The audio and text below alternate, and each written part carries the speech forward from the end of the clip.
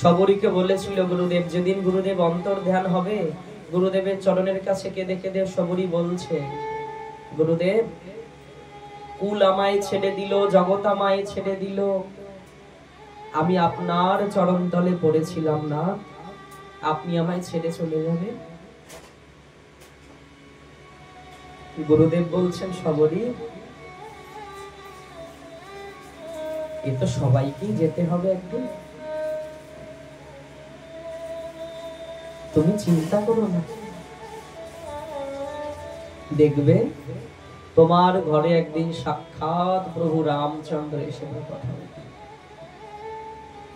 তোমার দরজায় একদিন এসে ভগবান দাঁড়াবে। তোমার এত ভক্তি, এত শ্রদ্ধা, তোমার শ্রদ্ধার ভক্তির বশীভূত দাস হয়ে রামচন্দ্র একদিন তোমার দরজায় এসে দাঁড়াবে। শবরী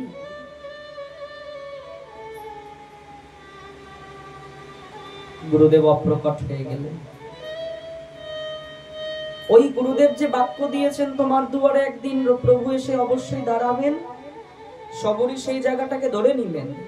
আমার গুরুদেব যখন বলেছেন তা অবশ্যই হবে, হতেই হবে। আমার গুরুদেব যখন বাক্য দিয়েছেন যে প্রভু আমার দরজায় এসে দাঁড়াবে, আমার কুটিয়াতে আসবে, তো অবশ্যই আসবে। শবরী সেই জন্য কি করতে জানো? প্রতিদিন ওই বনের পুষ্প তুলে নিয়ে আসতো ডালা ডালা ভরে। বৃদ্ধা, যুবতী থেকে বৃদ্ধা হয়ে গিয়েছিল শবরী। প্রতিদিন ওই যে নিত্য নৈমিত্তিক কর্ম, একটু আগেই বললাম নিত্য নৈমিত্তিক কর্ম, সেই নিত্য নৈমিত্তিক কর্ম ছিল তার। প্রতিদিন বনের পুষ্প চয়ন করে এনে ওই কুটিয়ার পথ সাজানো। কার জন্য? ভগবানের জন্য। আমার গুরুদেব বলেছে না প্রভু আসবে, তো প্রভু যখন আসবে এই পথ দিয়ে তো আসবে, সেই পথ আমি পুষ্প দিয়ে সাজিয়ে রাখি প্রতিদিন, একদিন নয়। যুবতী থেকে বৃদ্ধা হয়েছিল সাজাতে সাজাতে, তবু ধৈর্য হারা হয়নি। প্রতিদিন বনের পুষ্প তুলে নিয়ে এসে পথ সাজায়, প্রভুর অপেক্ষা করে বসে থাকে, আসে না।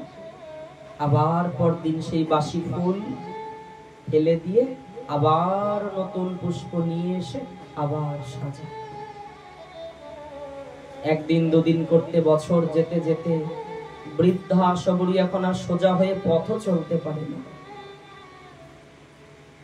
এখন শবরীর সোজা হয়ে পথ চলাটাও সম্ভব না, কত কষ্ট করে পুষ্প চয়ন করে নিয়ে আসে। প্রত্যেকটা পুষ্প চোখের জল দিয়ে ধুইয়ে দেয় ভক্তগণ,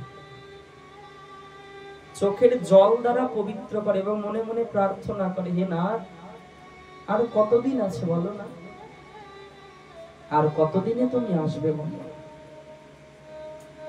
এই জীবন রবি তো ডুবো ডুবো হয়ে গেল না, এই জীবন রবি তো বেশি দিন হাতে সময় নেই।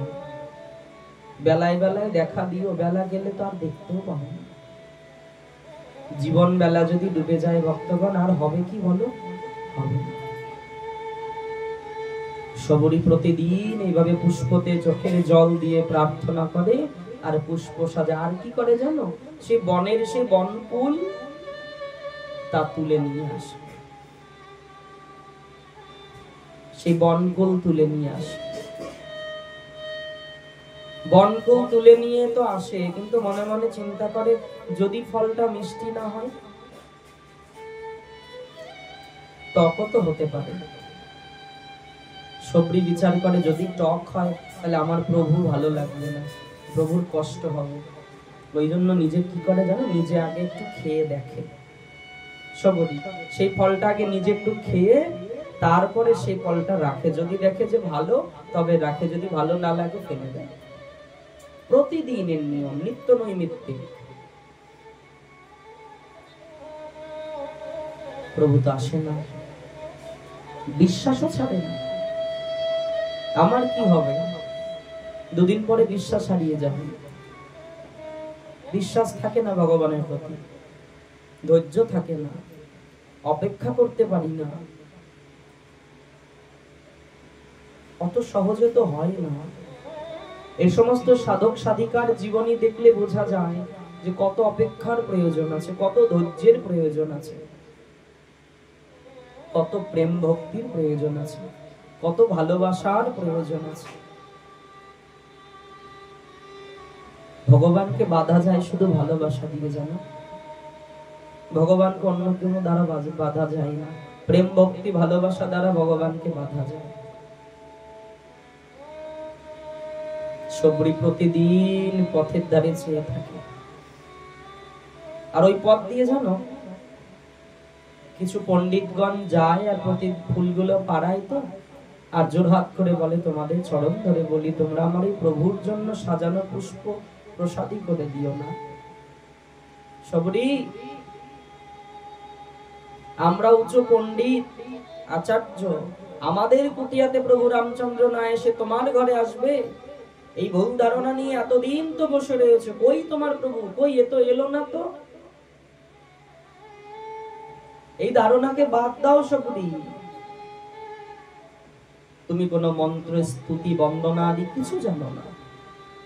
তোমার ঘরে আসবে প্রভু। কেন জগতে কি দেব ঋষি আদি এদের অভাব করেছে? সাধকের অভাব করেছে? তার ঘরে নাকি তোমার ঘরে আসবে ভগবান? প্রভু আমার গুরুদেব বলেছে আসবে, আমার গুরুদেব যখন বলেছে আসবে তো অবশ্যই আসবে। আমার গুরু বাক্যে দৃঢ় বিশ্বাস আছে। আমার গুরুদেব যখন বদন দিয়ে বলেছেন যে আমার ভগবান আমার দুয়ারে আসবে, তো তাকে আসতেই হবে। উপহাস করে সবাই জানো সবরিকে দেখে, বলে সবরির মাথাটা খারাপ হয়ে গেছে, সারাটা জীবন ভরে পথ সাজালো পুষ্প দিয়ে, এলো না, এখন বৃদ্ধা হয়ে গেছে, এখনো সে আশা ছাড়ে নিয়ে আসবে।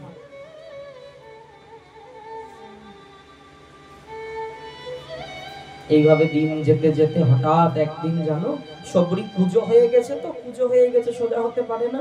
ওই কুজো হয়ে রাম রাম গাইছে আর কি করছে? পুষ্প দ্বারা পথ সাজাচ্ছে। ওই কুজো হয়ে সাজাতে সাজাতে একটা চরণ ওই পুষ্পর উপর দিয়ে হেঁটে হেঁটে হেঁটে হেঁটে সবরির সামনে এসে দাঁড়িয়েছে। যেই দেখছে একজন চরণ, অমনি জোরে বলছে আমি প্রতিদিন তোমাদের বলি তোমরা আমার ফুল পারিও না, আজ সে কথা তোমরা শোনো না, আজকেও পারিয়ে দিবে। ভগবান বলছে সবরি তুমি তো আমার জন্যই সাজিয়ে রেখেছ, আমি পারাবো না? কণ্ঠস্বর যেই কানে গেছে, কোন রকম একটু সোজা হয়ে তাকিয়ে দেখে সেই কমল লোচন ভগবান। প্রেম সে বলো রাধে রাধে।